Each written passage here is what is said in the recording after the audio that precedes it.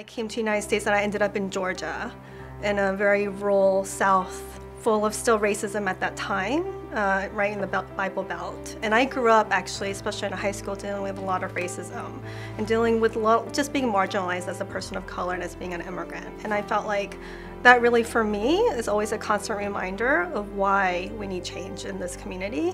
But I went to a school that was mostly white.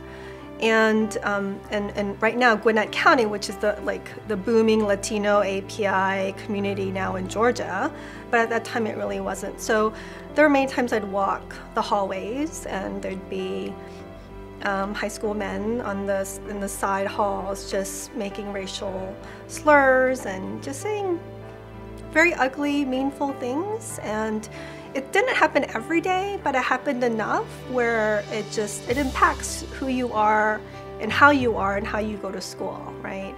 And I think it's hard enough to be a teenager, and then to receive that was extremely difficult, but it had an impact on who I am now. The issue of immigrant rights and the injustices that we were experiencing, I think as a whole, just really hits home for me. And coming to an organization that works on social justice issues and that work on other various issues that I really cared about, such as anti-poverty issues, housing issues, just fairness in general, it just felt like we needed to take it on.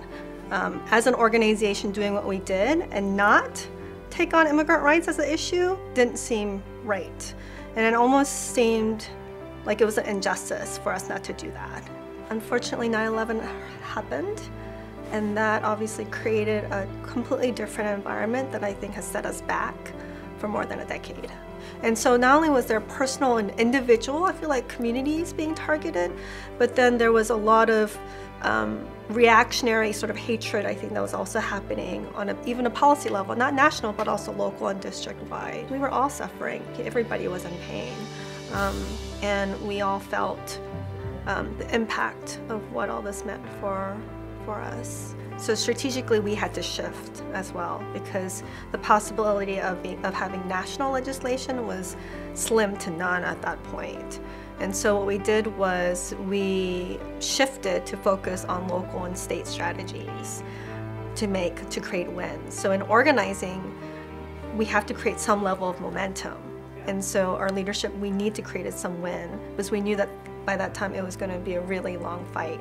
And so we did gain some momentum in winning state-based legislation, such as access to a driver's license for undocumented immigrants, access to in-state tuition for undocumented immigrants. So we really saw real change happening at that moment. And CCC played an important role at that time, because there was no other organization doing that work. And that work was to really provide not only technical assistance on how to do these campaigns, but provide a forum for organizers across the country working on this to share their strategies, to share their tactics, and not only that, just to provide support for each other. And so CCC played a very, very important, I think, and unique role, because that's what really started to build the capacity of local and state-based organizations. So after many, many years of doing immigration work, in response to obviously an egregious House bill, this is called the Sensenbrenner, we called it the Sensenbrenner bill at that moment, all of a sudden we saw millions of people in the streets. That's amazing. Who would, in my lifetime, would you see that? That's an amazing thing to witness.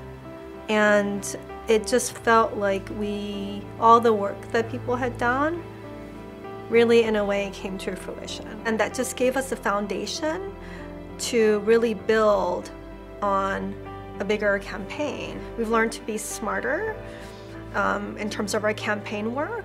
We've also learned that we needed to build communications capacity, lobbying capacity, and we are stronger now than we've ever been before.